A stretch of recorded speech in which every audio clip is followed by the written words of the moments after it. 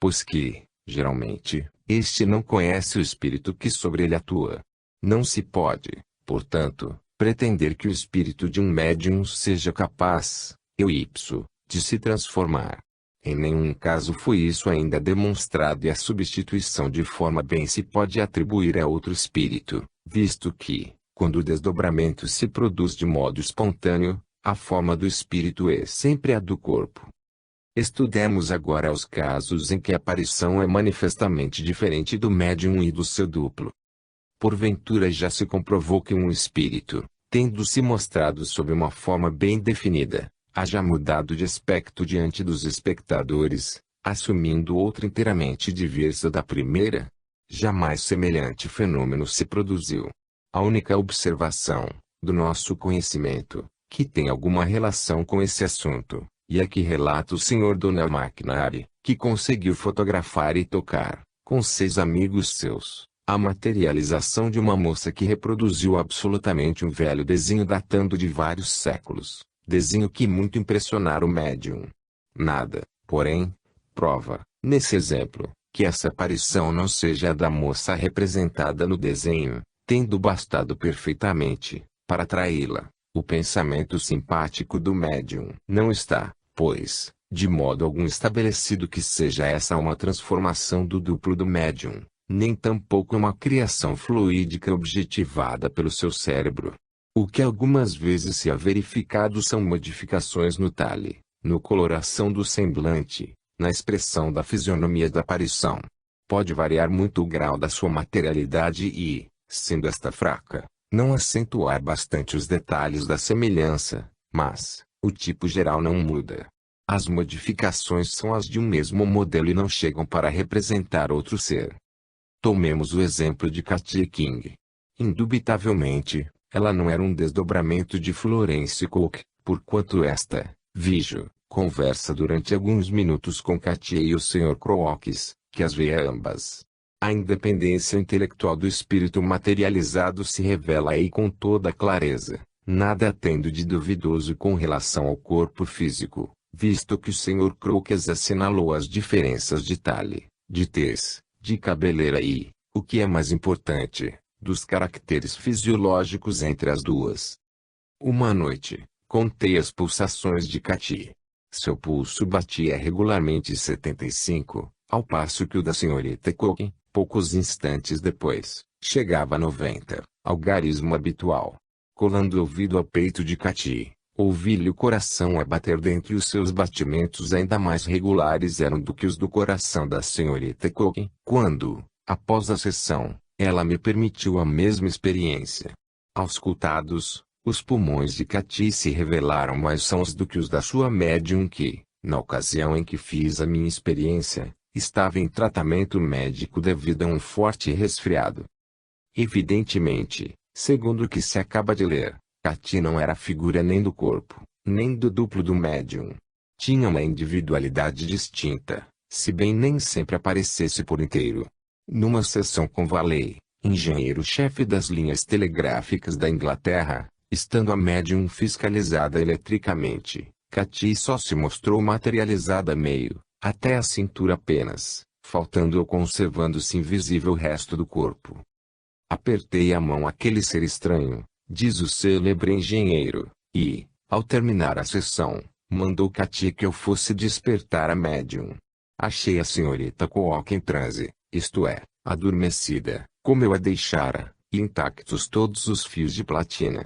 Despertei-a. Segundo o EP Sargent, nos primeiros tempos, apenas se via o rosto, não havia cabelos, nem coisa alguma acima da fronte. Parecia uma máscara animada. Após 5 ou 6 meses de sessões, apareceu a forma completa. Esses seres então se condensam mais facilmente e mudam de cabelos, de vestuário, de cor da tez, à vontade. Mas, note-se bem que é sempre o mesmo tipo, nunca uma outra forma. Neste ponto, faz-se necessário precisemos bastante o que entendamos pelo termo tipo. Quando se comparam fotografias de um indivíduo, tiradas em diversas épocas de sua vida, reconhecem-se grandes diferenças entre as que ele tirou na idade de 15 anos e as que o representam aos 30 anos. tudo se modificou profundamente. Os cabelos embranqueceram ou rarearam, os traços se acentuaram ou ampliaram, notam-se rugas onde antes só se via plena juvenilidade. Entretanto, com um pouco de atenção, chega-se a perceber que essas divergências não são fundamentais, que se encerram dentro de limites definidos, dentro do que constitui, durante a vida toda, a característica da individualidade, o tipo. Podemos perfeitamente conceber que o perispírito seja capaz de reproduzir uma dessas formas, pois que evolveu através delas neste mundo. Essa faculdade de fazer que uma imagem reviva de si mesma semelha-se a um avivamento de lembranças, o qual evoca uma época passada e a torna presente para a memória. Desde que nada se perde no envoltório fluídico, as formas do ser se fixam nele e podem reaparecer sob o influxo da vontade. Isso se demonstra por meio de alguns exemplos. Voltemos ao testemunho do Sr. Brackett, citado pelo Sr. N. Numa sessão de materialização, vi um mancebo de grande estatura dizer-se irmão da senhora que me acompanhava e que lhe replicou: como poderia eu reconhecê-lo, se não o vejo desde criança? Para logo, a figura diminuiu de talhe pouco a pouco, até chegar à do menino que a senhora conhecera. Observei outros casos do mesmo gênero, acrescenta Brackett. Aqui está outro testemunho seu. Uma das formas que aparecem em casa da senhora F. Disse ser Berta, minha sobrinha por afinidade. Como eu me mostrasse duvidoso, a forma desapareceu e voltou com a voz e o talhe de uma criança de 4 anos, idade em que morrera. Não era um desdobramento, porquanto o médium tem sotaque alemão e Berta não. Quanto ao ser uma figurante paga pela senhora F., desafio seja quem for que se desmaterialize diante de mim, como Berta se desmaterializou.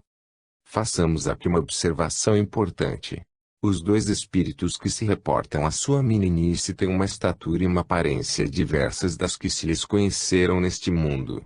Pode-se admitir sejam estatura e aparência de uma vida anterior à precedente, o que nos conduz à lei geral, ensinada por Allan Kardec, de que um espírito suficientemente adiantado pode assumir, à sua vontade, qualquer dos tipos pelos quais tenha evolvido no curso de suas existências sucessivas. Com essa questão, porém, não temos que nos ocupar, do ponto de vista da identidade, porquanto apenas nos interessa a última forma, a que conhecemos. Não se deverá concluir do que fica dito que um espírito farcista não possa disfarçar-se, de maneira a simular uma personagem histórica, mais ou menos fielmente. Claro que a um farsante será possível sempre criar o redingote cinzento e o chapéu de Napoleão, bem como uma auréola e um par de asas, a fim de que o tomem por um anjo. Se, porventura, ele tiver uma vaga parecência com Bonaparte ou com as tradicionais imagens de São José, poderá enganar os inexperientes, os ingênuos, os desprovidos de senso crítico. Esse gênero de embuste pode mesmo ser empregado por espíritos pouco escrupulosos no tocante à escolha dos meios para sustentar certas crenças, mas, grande distância vai dessas caricaturas às experiências cientificamente realizadas, quais as que temos citado neste livro. Outra observação também muito importante decorre do estudo das materializações e mostra claramente que não é o espírito quem cria a forma sob a qual é ele visto. O fato é que os moldes são verdadeiros modelos anatômicos. Os espíritos que assim se manifestam confessam muito facilmente que ainda se acham pouco avançados na hierarquia espiritual. Na maioria dos casos, são limitados os seus conhecimentos e não há suposição injustificada no dizer-se que são muito ignorantes em matéria de ciências naturais. Nessas condições, parece-nos evidente que não poderiam, de modo algum, construir uma forma perfeita bastante para revelar o grau de realidade que os moldes nos dão a conhecer. As peças modeladas não são simples esboços mais ou menos bem acabados de um membro qualquer, é da própria natureza o que se observa, até nos mínimos detalhes. Temos, pois, a prova de que é um verdadeiro organismo que se imprime em substâncias plásticas e não apenas uma imagem, que seria rudimentar, se fosse produzida pelo espírito. Que organismo então é esse? É o que já existe durante a vida, o que dá moldagens idênticas no curso dos desdobramentos. É, numa palavra, o perispírito, que a morte não destruiu e que persiste com todas as suas virtualidades, pronto a manifestá-las, desde que seja favorável a ocasião. Ainda mesmo imaginando-se que a forma do nosso corpo está impressa, como imagem, na nossa memória latente, o que é possível, não menos verdade é que todos os detalhes anatômicos, saliências das veias, dos músculos, desenhos da epiderme, etc., não podem existir nessa imagem mental, pelo menos quanto às partes do corpo que geralmente se conservam cobertas pelas roupas.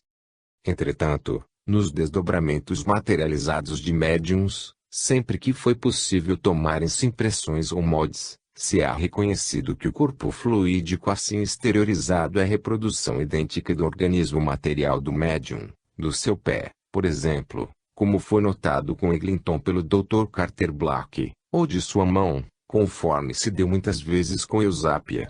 É o critério que nos permitirá distinguir da materialização de um espírito um desdobramento. Se a aparição é sósia do médium, segue-se que sua alma é que se manifesta fora do seu organismo carnal. No caso contrário, se a aparição difere anatomicamente do médium, quem está presente é outra individualidade.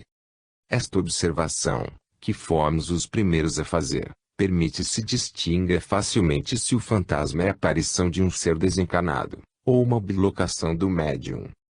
Não será talvez supérfluo insistir fortemente nas numerosas provas que apoiam a nossa maneira de ver. O astrônomo alemão Zollner afirma que durante uma de suas experiências com Slade, produziu-se a impressão de uma mão fluídica, num vaso cheio de farinha finíssima, com todas as sinuosidades da epiderme distintamente visíveis, não tendo o observador perdido de vista as mãos do médium, que se conservaram todo o tempo sobre a mesa. Aquela mão era maior do que a de Slade.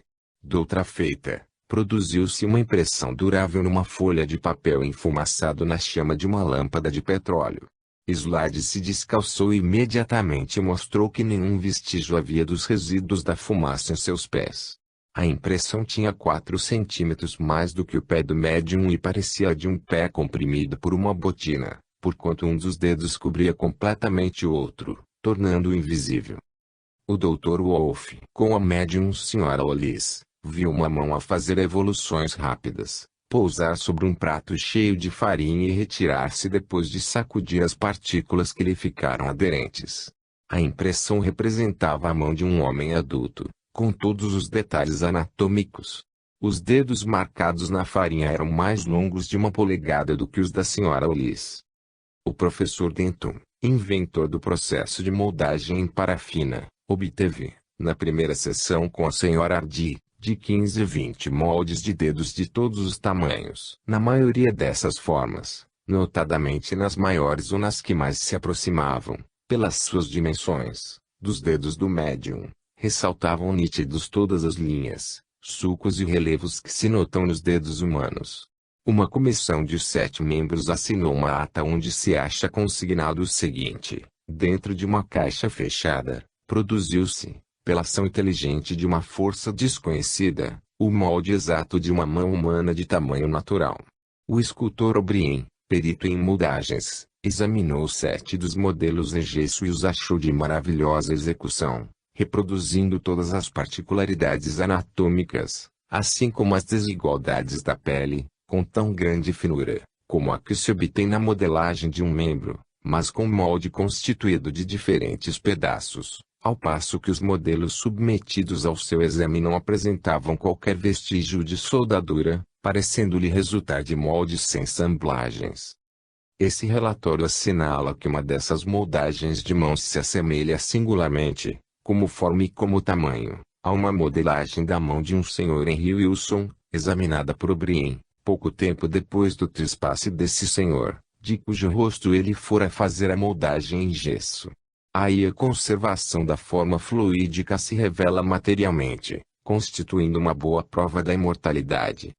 Numa sessão em casa do Dr. Nichols, com Eglinton, por um molde de mão de criança foi esta reconhecida, graças a uma ligeira deformidade característica, reproduzida no molde. O Dr. Nichols reconheceu sem hesitar a mão de sua filha, obtida pelo mesmo processo.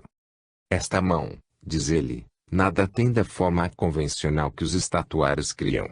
É uma mão absolutamente natural, anatomicamente correta, mostrando todos os ossos, todas as veias, todas as menores sinuosidades da pele. É exatamente a mão que eu conhecia, que eu tão bem conheci durante a sua existência corporal, que eu tantas vezes palpei, quando se apresentava materializada. Nas experiências dos senhores Reimers e Worsley, a materialização chamada Berthier deu duas mãos direitas e três esquerdas, todas em posições diferentes, o que não impediu que as linhas e os pregados fossem idênticos em todos os exemplares. As mãos pertencem indubitavelmente à mesma pessoa. As moldagens das mãos do médium diferem totalmente, quer como forma, quer como dimensões, das de Berthier. Com o médium Monk, a mesma Berthier também deu os moldes de suas duas mãos, os quais são idênticos aos obtidos com a primeira médium, senhora Firmin, o que estabelece, de modo perfeito, a identidade do espírito. O espírito Lili variava de tamanho, ora sua estatura não ultrapassava a de uma criança bem conformada, ora apresentava as dimensões da de uma moça. Creio, diz o Sr. Oxley, que ela não apareceu duas vezes sob formas absolutamente idênticas. Eu, porém, a reconhecia sempre e nunca a confundi com as outras aparições. Poderíamos multiplicar estes depoimentos segundo os quais o espírito tem um organismo, que ele não forma de ocasião e para os fins da experiência. Vamos, porém, ver outras provas. Sabemos que a aparição de Katia King se assemelha inteiramente a uma pessoa natural. Temos sobre esse ponto o testemunho formal de William Crookes. Nas materializações completas é o que sempre se dá. Alfred Russell Wallace, numa carta ao Sr. Ernie escreve: algumas vezes, a forma materializada parece uma simples máscara, incapaz de falar e de se tornar tangível a um ser humano. Noutras circunstâncias, a forma tem todos os característicos de um corpo vivo e real, podendo mover-se, falar, mesmo escrever e revelando calor ao tato. Tem, sobretudo, individualidade e qualidades físicas e mentais totalmente diversas das do médium. Numa sessão em Liverpool, com um médium não profissional, o Sr. Burns viu aproximar-se de um espírito que com ele estivera em relações durante longo tempo. Apertou-me a mão, diz Burns, com tanta força que ouvi o estalido de uma das articulações de seus dedos, como só ia acontecer quando se aperta fortemente uma mão. Esse fato anatômico foi corroborado pela sensação que eu experimentava de estar segurando uma mão perfeitamente natural. Fazia parte desse círculo de experimentadores o Dr. Ritman, autor de várias obras de medicina, o qual, numa carta dirigida ao Sr. Aksakoff, disse: pelo fato, creio ter adquirido a mais científica certeza, que seja possível obter-se, de que cada uma dessas formas que apareceram era uma individualidade distinta do envoltório material do médium, porquanto, tendo-as examinado com auxílio de diversos instrumentos, comprovei nelas a existência da respiração e da circulação, medi-lhes o talhe, a circunferência do corpo, tomei-lhes o peso, etc. Pensa o autor que esses seres têm uma realidade objetiva, mas que a aparência corpórea deles é de natureza diferente da forma material que caracteriza a nossa forma terrestre. Depois dessa época, os numerosíssimos fenômenos da telepatia projetaram luz sobre essas aparições cujos caracteres pareciam verdadeiramente sobrenaturais, porém que, melhor conhecidos, podem ser, se não explicados completamente, pelo menos logicamente concebidos. Reflita-se por um instante em que o duplo de um vivo, desde que há saído de seu corpo, é um espírito, como será depois da morte, que as suas manifestações físicas e intelectuais são idênticas às que um espírito desencarnado pode produzir, e ver-se-á que as moldagens constituem prova absoluta da imortalidade. Logo, no estado atual dos nossos conhecimentos, cremos que a identidade de um espírito se acha perfeitamente estabelecida quando ele se mostra atuar, materializado numa forma idêntica à que teve outrora o seu corpo físico. É o caso de Stella Livermore e de muitos outros espíritos que foram identificados de modo a não deixar subsistir-se qualquer dúvida. Examinando minuciosamente, nas obras originais, os fatos mencionados acima e sem formular hipótese, parece-nos que as seguintes conclusões se impõem logicamente. Primeiro, que os espíritos têm um organismo fluídico. Segundo, que, quando esse corpo fluídico se materializa, reproduz fielmente um corpo físico que o espírito revestiu durante certo período da sua vida terrestre. Terceiro, que nenhuma experiência ainda demonstrou que o grau de variação dessa forma possa ir a ponto de reproduzir outra forma inteiramente distinta daquela sob a qual ela se mostra espontaneamente. Se alguma variação se opera, não passa de uma diferença para mais ou para menos do mesmo tipo. Quarto, que, estabelecido, como se acha, experimentalmente, pela fotografia, pelas moldagens, pelas mais variadas ações físicas, que aquele organismo existe nos vivos, pode-se, por efeito de rigorosa dedução, afirmar a sua existência depois da morte, uma vez que ela se nos impõe pelos mesmos fatos que a têm positivado com relação aos vivos. Quinto, logo, até prova em contrário, a aparição de um espírito que fala e se desloca no espaço, que se pode reconhecer como sendo uma pessoa que viveu na Terra é prova excelente de sua identidade. Pode demonstrar-se a identidade por meio de provas intelectuais? Fiel ao seu método, o Sr. Aksakov não acredita que se possa estar certo da identidade de um espírito, ainda quando ele revela fatos referentes à sua existência terrestre, na ausência de pessoas que conheçam esses fatos, porquanto outro espírito também poderia conhecê-los. É esta a sua argumentação.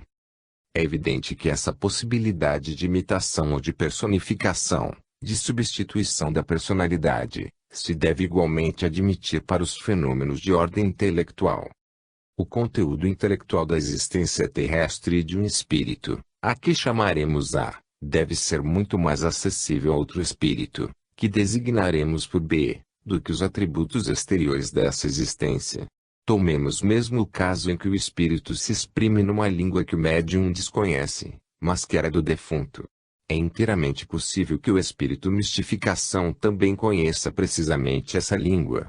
Então, só restaria a prova de identidade pela escrita, que não poderia ser imitada. Mas, seria necessário que essa prova fosse dada com uma abundância e uma perfeição excepcionais, como no caso do Sr. Livermore, porquanto é sabido que também a grafia e, sobretudo, as assinaturas estão sujeitas a falsificações e imitações. Assim, depois de uma substituição da personalidade sobre o plano terreno, pela atividade inconsciente do médium, temos que nos haver com uma substituição da personalidade num plano supraterrestre, por efeito de uma atividade inteligente exterior ao médium. Logicamente falando, tal substituição careceria de limites. O quiproquó seria sempre possível e imaginável. O que aqui é lógica nos leva a admitir, em princípio, a prática espírito prova.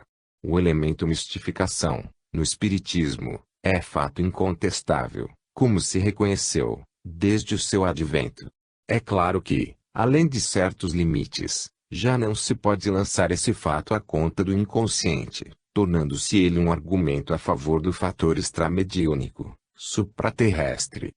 Toda a argumentação do sábio russo assenta nessa presunção de que o conteúdo intelectual da existência terrena de um espírito A é perfeitamente acessível a um espírito B. Temos para nós que essa proposição reclama estudo mais acurado. Sabemos que os espíritos, para se exprimirem, não precisam da linguagem articulada. Eles se compreendem sem o recurso da palavra, pela só transmissão do pensamento. Linguagem essa universal que todos apreendem. Resulta, porém, daí que todos os espíritos veem todos os pensamentos, uns dos outros. Não, conforme a experiência o demonstra. Do mesmo modo que o paciente magnético mais ricamente dotado não penetra os pensamentos de todos os circunstantes, também, no espaço, muitos desencarnados são absolutamente incapazes de apreender os pensamentos dos demais espíritos, tanto que estes não entram em comunicação com eles. A faculdade da clarividência está em relação com a elevação moral e intelectual do espírito.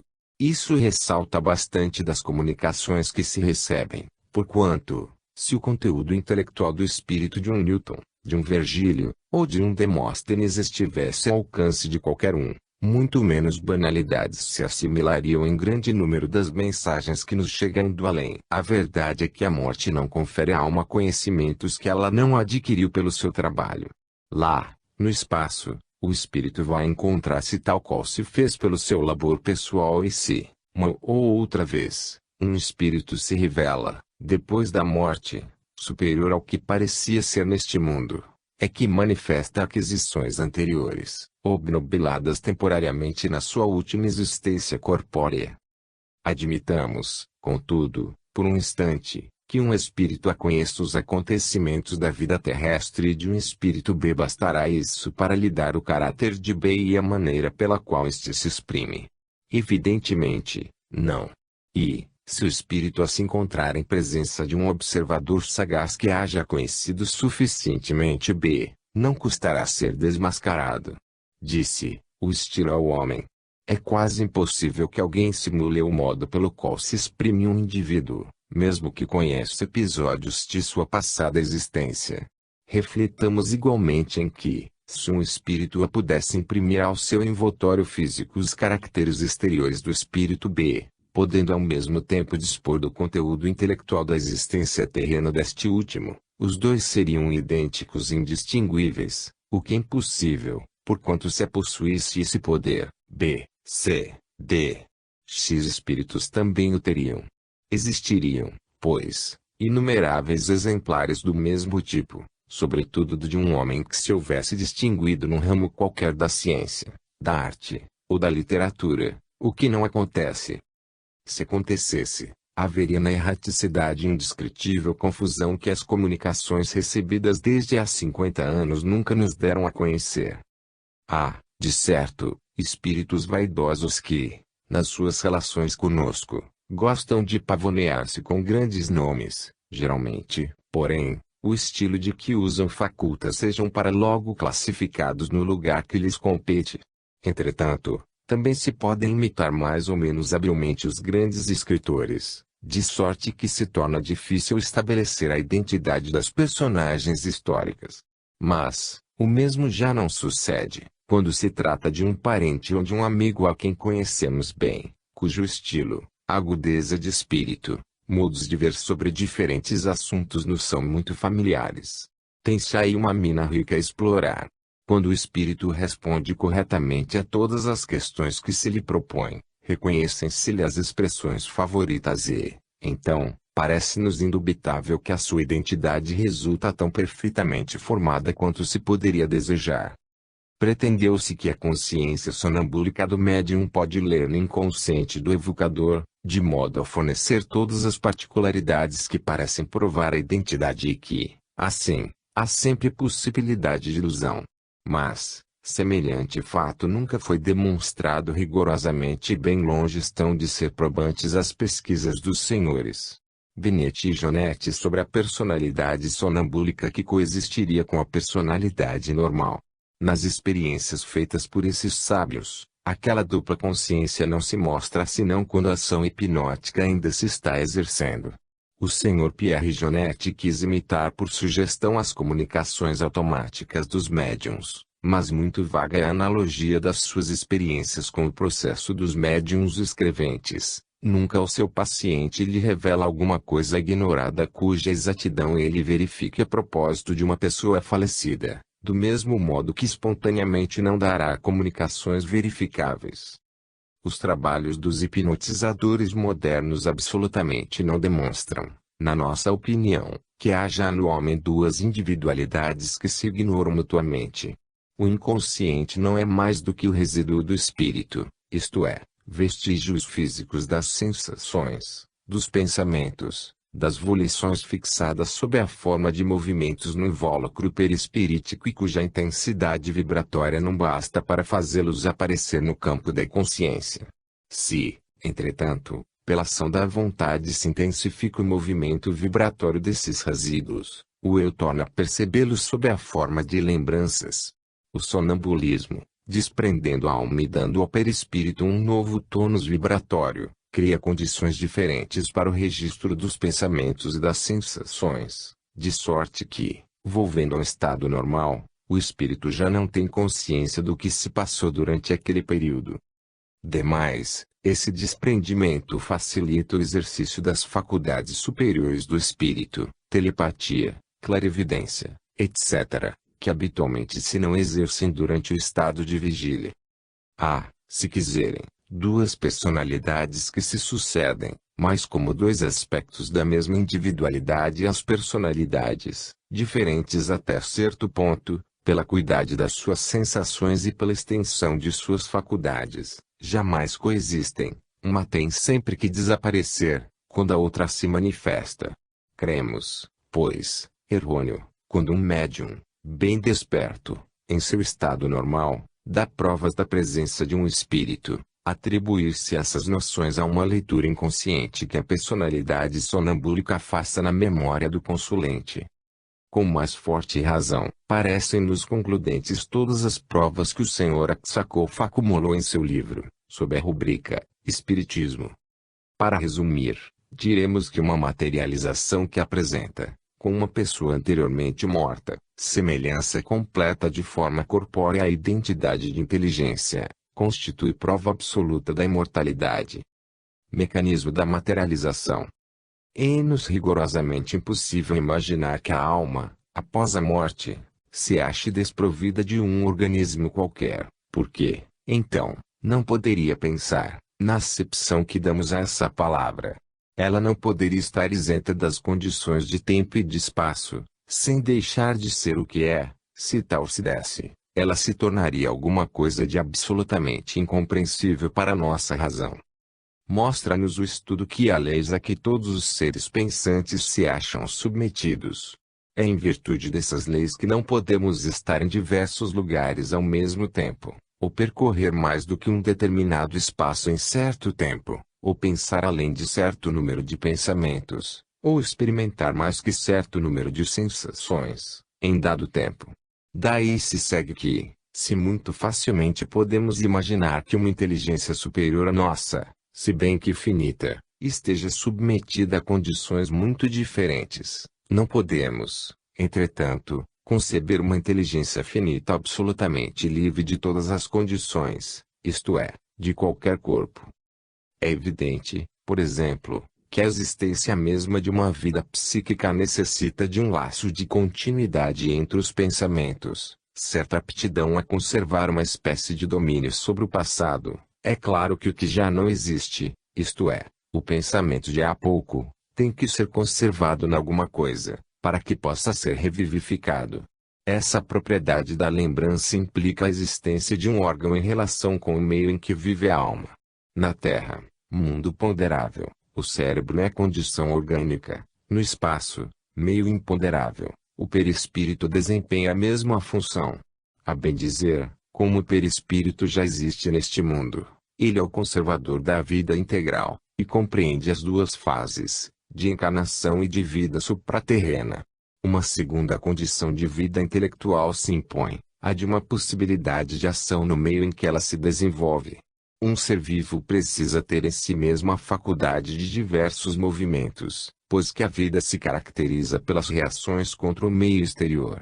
É, aliás, o parecer do Sr. Atman, citado por Aksakoff, o que diz: se se pudesse demonstrar que o espírito individual subsiste após a morte, eu daí concluiria que, malgrado a desagregação do corpo, a substância do organismo persistiria sob uma forma imperceptível aos sentidos, porque somente nessa condição posso imaginar a persistência do espírito individual. Nós, espíritas kardecistas, vemos no perispírito essa forma imperceptível e provamos, com as materializações, que ela sobrevive à morte. Como se produz esse esplêndido fenômeno? Por que processo pode um espírito fazer-se visível e mesmo tangível? Este é o ponto em que começam as dificuldades. Sabemos bem que a substância da aparição é tomada ao médium e aos assistentes. Disso, dentro em pouco, vamos ter as provas. Mas, como se hão de compreender esse transporte, essa desagregação e essa reconstituição de matéria orgânica, sem que ela se haja decomposto? Tais manifestações transcendentes põem em ação leis que desconhecemos e os sábios fariam muito melhor, ajudando-nos a descobri-las, do que negando sistematicamente fatos mil vezes observados com inexcedível rigor. Esperando que se dê, vamos, nada obstante, expor o que conhecemos. Fato bem observado é a ligação constante em que se mantém o médium e o espírito materializado. Este último aura daquela energia de que se utiliza, de sorte que, sobretudo nas suas primeiras manifestações, mal pode sair do gabinete onde o médium se encontra em letargia. Mais tarde, aumenta-se-lhe o poder de ação, conservando-se sempre, porém, limitado. Num esboço feito pelo Dr. Timman, nota-se que, entre a cavidade do peito da forma materializada e a do médium, há um como feixe luminoso religando os dois corpos e projetando um clarão sobre o rosto do médium. Esse fenômeno foi observado muitas vezes durante as materializações. Compararam-no ao cordão umbilical.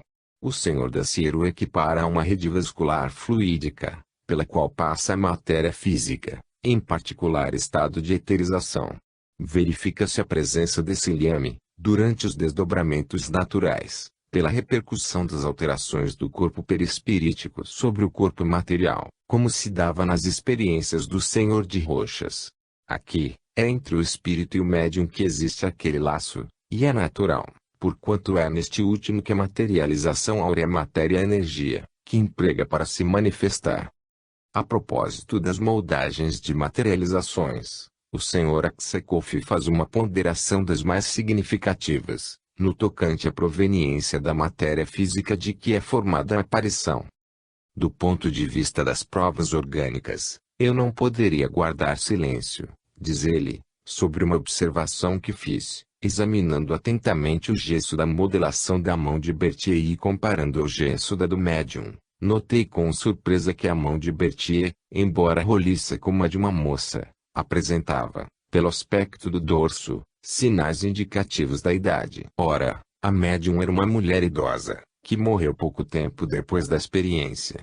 Eis aí um detalhe que nenhuma fotografia pode registrar e que prova de modo evidente que a materialização se efetua às expensas do médium e que o fenômeno é devido a uma combinação de formas orgânicas existentes, como elementos formais introduzidos por uma força organizadora, estranha, força que aqui produz a materialização.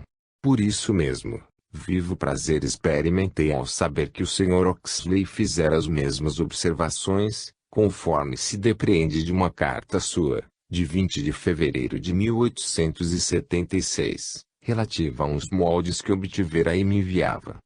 Coisa curiosa, escreveu ele, sempre se reconhecem nas modelações os sinais distintivos da mocidade e da velhice. Prova isso que os membros materializados, embora conservem a forma juvenil, apresentam particularidades que traem a idade do médium. Se examinardes as veias da mão, encontrareis indícios característicos que indiscutivelmente se relacionam com o organismo da médium.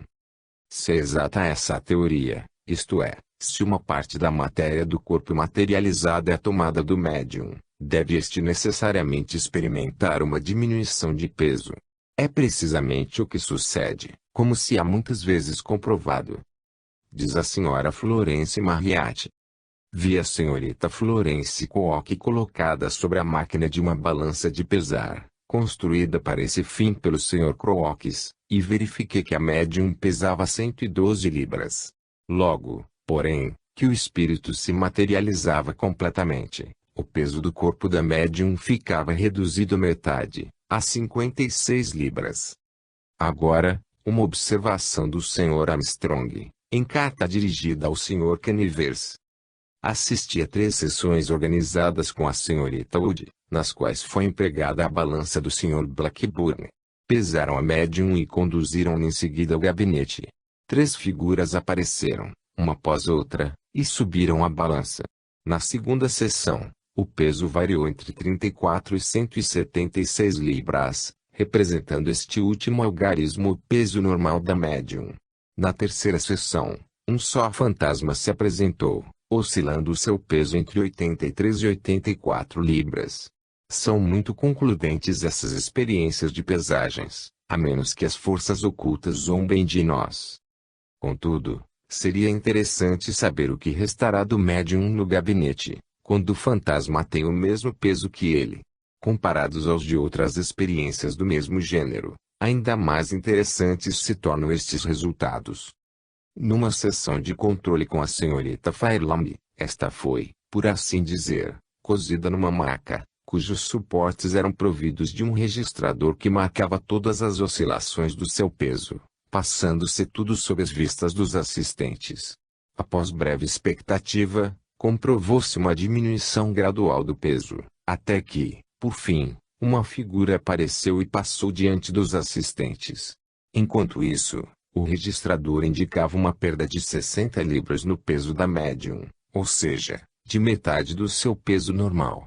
Quando o fantasma começou a desmaterializar-se, entrou o peso da médium a aumentar e, ao termo da sessão, como resultado final, ela perdera de 3 a 4 libras. Não é uma prova de que, para as materializações, uma parte da matéria é fornecida pelo organismo do médium? Isso nos parece certo, mas, há casos em que uma parte é também tomada aos que assistem à experiência. Num livro intitulado, Um caso de desmaterialização parcial do corpo de um médium, pág. 15, o Sr. Aksakoff relata que a Sra. Desperance adoecia depois da sessão, se algum dos assistentes houvesse fumado ou ingerido bebida alcoólica. Nesse livro, responde-se a pergunta relativa ao que resta do médium, quando tão grande quanto o seu é o peso das aparições. Resta apenas o perispírito, que é, por sua natureza, invisível, de sorte que, se alguém penetrar no gabinete, o encontrará vazio. É, pelo menos, o que afirma o Sr. Olcott, em virtude das suas experiências com a Sra. Compton. Com a Sra. Desperance, a desmaterialização observada numa sessão em Helsingfors, no ano de 1893, não foi tão completa, mas, como resultado das investigações rigorosas a que procedeu o sábio russo, ficou provado que a metade inferior do corpo da médium desaparecera. O engenheiro Seiling diz: é extraordinário, vejo a Sra. Desperance e ouço-a falar, apalpando, porém, a cadeira que ela ocupa, encontro-a vazia, ela aí não está, estão apenas as suas roupas. A mesma comprovação chegaram o general Topelius e 5 dos assistentes. Os que se achavam mais próximos da Sra. Desperance, distantes dela poucos centímetros, lhe viram o vestido, que pendia à frente da cadeira, como de um cabide, ao passo que seu busto se mantinha visível tal qual era, entufar-se insensivelmente, até retomar o volume normal, ao mesmo tempo em que seus pés se tornaram visíveis. Nem sempre é tão completa a desmaterialização do médium, pois há casos em que a aparição e o médium são simultaneamente tangíveis, por todo o tempo de duração do fenômeno. Resulta do que temos exposto que reveste a alma um envoltório físico invisível e imponderável, mas que possui a força organizadora da matéria, pois que esta, tirada do médium, se modela segundo o desenho corpóreo do espírito. No estado atual da ciência, não nos é, de modo algum, fácil explicar esses fenômenos. Todavia, se é certo que ainda não os podemos compreender, não menos certo é que eles nada têm de sobrenaturais e talvez seja possível que, examinando-se com atenção as ciências em sua filosofia, se formulem pareceres, cujo valor, maior ou menor, o futuro patenteará. Seja, porém, como for, pelo que toca à explicação, não há contestar que os fatos são verdadeiros e se acham bem comprovados. Ora, isto é o essencial. A imortalidade da alma. Nada se pode acrescentar à natureza, diz Tyndall, e nada se lhe pode subtrair. É constante a soma das suas energias e tudo o que o homem pode fazer, na pesquisa da verdade, ou na aplicação das ciências físicas, é mudar de lugar as partes constituintes de um todo que nunca varia e com uma delas formar a outra. A lei de conservação exclui rigorosamente a criação e a nulificação. O número pode substituir a grandeza e a grandeza o números. Asteroides podem aglomerar-se em sóis, podem sóis resolver-se em floras e faunas, faunas e flores podem dissipar-se em gases, A potência em circulação é perpetuamente a mesma. Rolam ondas de harmonia através das idades e todas as energias da Terra. Todas as manifestações da vida, tanto quanto o desdobramento dos fenômenos, não são mais do que modulações ou variações de uma melodia celeste. Vemos, pois, que temos de considerar tudo que existe atualmente, matéria e força, como rigorosamente eterno. O que muda é a forma. As palavras criação e destruição perderam o sentido primitivo, significam unicamente passagem de uma forma a outra. Quando um ser nasce ou um corpo se produz, diz-se que há criação, chama-se destruição ao desaparecimento desse ser ou desse corpo, mas a matéria e a força que o formavam nenhuma alteração experimentaram e prosseguem no curso de suas metamorfoses infinitas. A alma inteligente conserva a substância de sua forma etérea, que é imperecível, do mesmo modo que a matéria. Um ser vivo, quando nasce, apodera-se, em proveito seu, de certas combinações químicas que constituem o seu alimento. É um empréstimo que toma ao grande capital disponível da natureza. Desenvolve-se, assimilando uma quantidade cada vez maior de matéria, até completar o seu desenvolvimento. Depois, mantém-se estável durante a idade viril e, em chegando à velhice, com o tornar-se maior a desassimilação do que a regeneração pela nutrição, ele restitui à terra o que lhe tomara. Pela morte, restitui integralmente o que recebera. Em suma, que é o que desaparece. Não é a matéria, é a forma que individualizava essa matéria. E essa forma é destruída. Não, responde o Espiritismo, e o prova, demonstrando que ela sobrevive à destruição do envoltório carnal e, mais ainda, demonstrando ser absolutamente impossível seu aniquilamento. Eis como: se o corpo físico se decompõe por ocasião da morte, isso se dá por ser ele heterogêneo, isto é, formado pela reunião de muitas partes diversas. Quanto mais elementos um corpo contém, tanto mais instável é ele quimicamente. Os compostos quaternários do reino animal são essencialmente proteiformes, porque neles o movimento molecular, muito complicado, pois resultados de seus componentes, pode mudar sob a influência de fracas forças exteriores. Nos corpos vivos, os tecidos são comparáveis a esses pós-explosivos que a menor centelha basta para inflamar.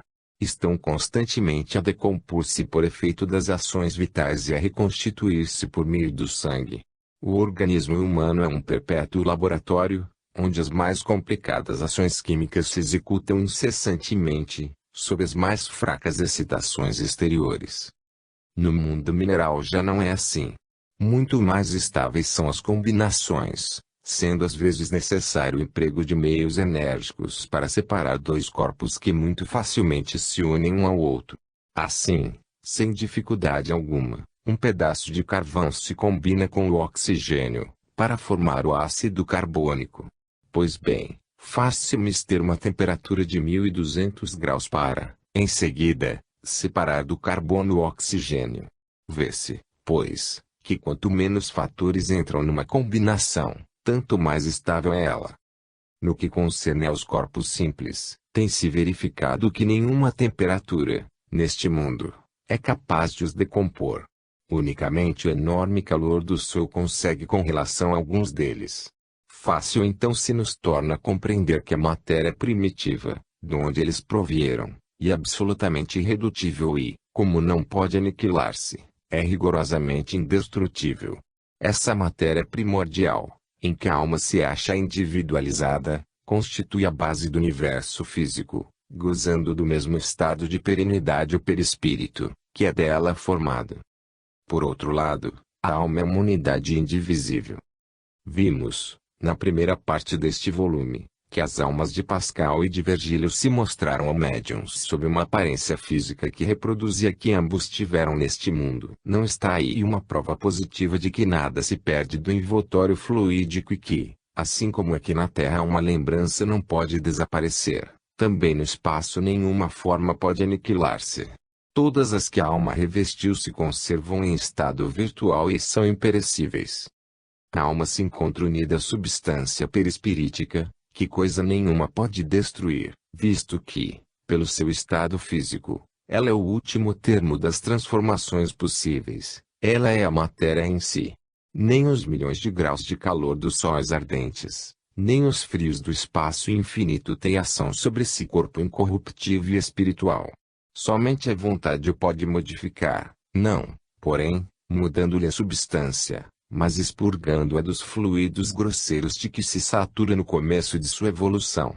É a grande lei do progresso, que tem por fim depurar essa massa, despojar esse diamante, a alma, da gângle impura que a contém. As vidas múltiplas são o cadinho purificador. A cada passagem por ele, o espírito sai do invólucro corpóreo mais purificado e, quando há vencido as contingências da matéria, acha-se liberto das atrações terrenas e desfere o voo para outras regiões menos primitivas. Nesse mundo do espaço, nesse meio imponderável, onde vibra toda a gama dos fluidos, um único poder existe soberano, o da vontade. Sob a sua ação potente, a matéria fluídica se lhe curva a todas as fantasias. A alma que se haja tornado bastante sábia para os manipular realiza tudo o que lhe possa aflorar a imaginação, não passando as formas terrestres de pálidos reflexos de tudo isso. Veremos em breve que essa vontade pode mesmo atuar sobre a matéria tangível, em certas condições que vamos determinar. Quarta parte. Capítulo único. Ensaio sobre as criações fluídicas da vontade. Um fenômeno absolutamente geral, comprovado em todas as aparições, é que estas se mostram sempre com os trajes que o paciente costuma usar, quando elas resultam de um desdobramento, ao passo que se apresentam envoltas em largos panos, quando é a alma de um morto que se manifesta.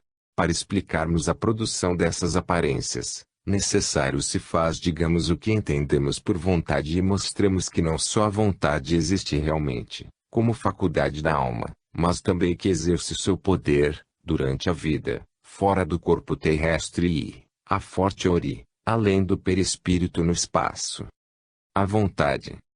A palavra vontade dá lugar às vezes a mal-entendidos, decorrentes, sem dúvida, de não se ter bastante cuidado em distinguir a intenção ou desejo de fazer uma coisa do poder de executar.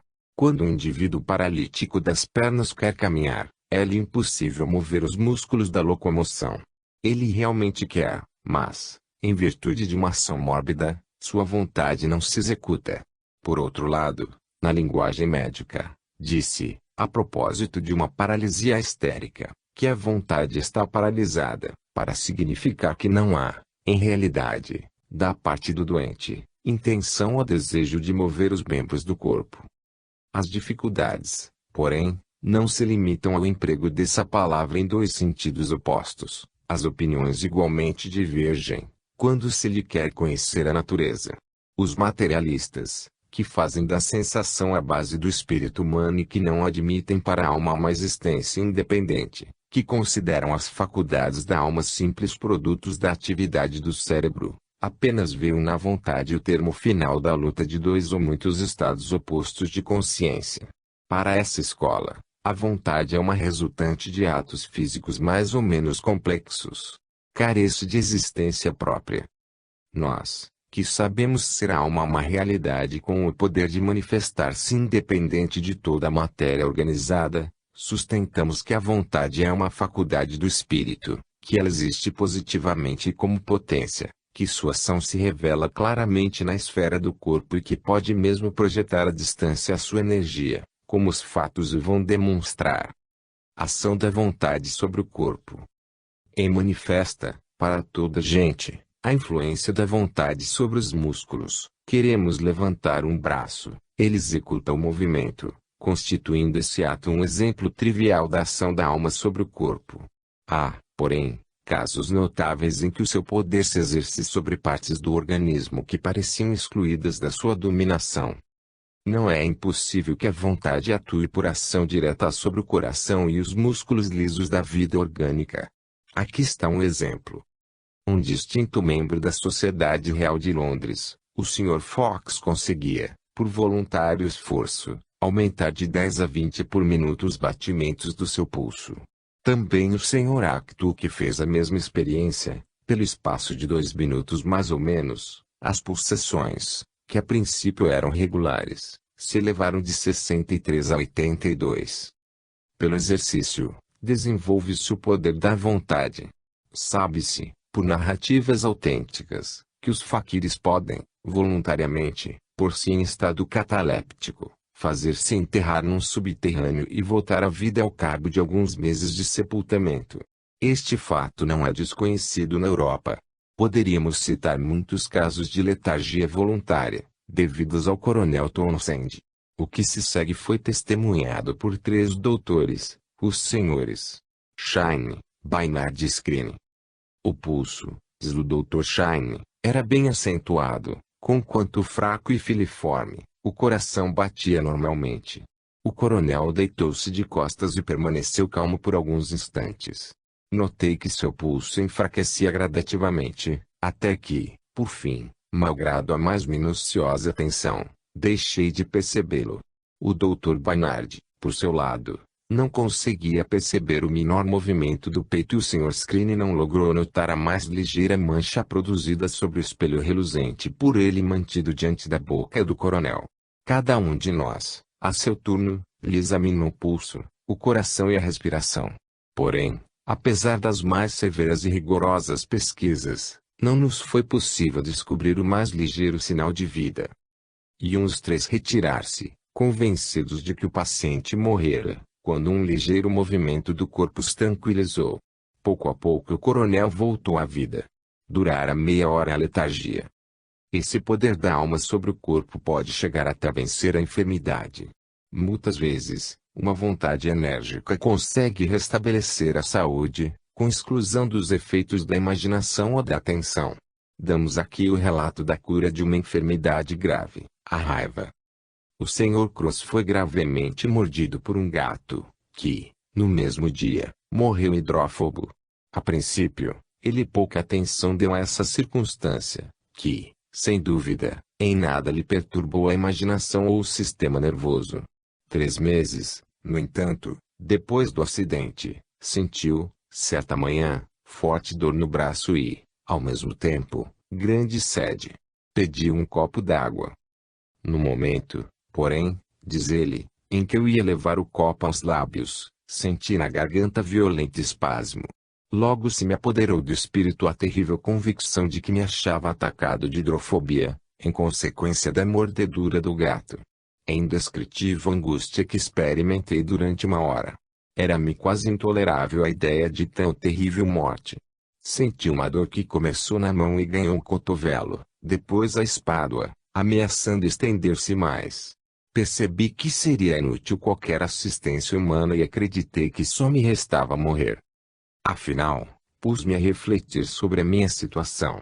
Pensei comigo mesmo que tanto eu podia morrer, como não morrer, que, se houvesse de morrer, teria a sorte que outros tinham tido e outros ainda terão e que me cumpria afrontar a morte como homem, que se, por outro lado, me restasse alguma possibilidade de conservar a vida, um único era, para mim, o meio de o conseguir, firmar as minhas resoluções, enfrentar o mal e exercer esforços enérgicos sobre o meu espírito. Conseguintemente, compreendendo o que precisava de exercício ao mesmo tempo intelectual e físico, tomei do meu fuzil e saí a caçar, sem embargo da dor que continuava a sentir no braço. Em resumo, não encontrei caça, mas caminhei durante toda a tarde, fazendo, a cada passo que dava, um rigoroso esforço de espírito contra a moléstia. Retornando a casa, achava-me realmente melhor. Ao jantar, pude comer e beber água, como de ordinário. No dia seguinte de manhã, a dor recuara para o cotovelo, no dia imediato, retrocedera para o pulso e no terceiro dia desaparecera. Falei do caso ao Dr. Kinglack. Disse-me que, na sua opinião, eu sofrera, indubitavelmente, um ataque de hidrofobia, que me poderia ter sido fatal, se eu não houvera reagido energicamente contra ele, por vigoroso esforço do espírito. O espírito precisa, às vezes, de um suplemento de força, para agir eficazmente sobre o corpo. No hipnotismo, podem considerar-se as injunções imperativas do operador como estimulante necessário. Lembraremos, de memória, as experiências do Sr. Focachon e dos Srs. Burru e Burot. O farmacêutico de Charles aplica na espádua de seu paciente alguns selos do correio e passa-lhes por cima, a fim de segurá-los, umas tiras de diaquilão e uma compressa, sugerindo-lhe, ao mesmo tempo, que lhe aplicara um vesicatório.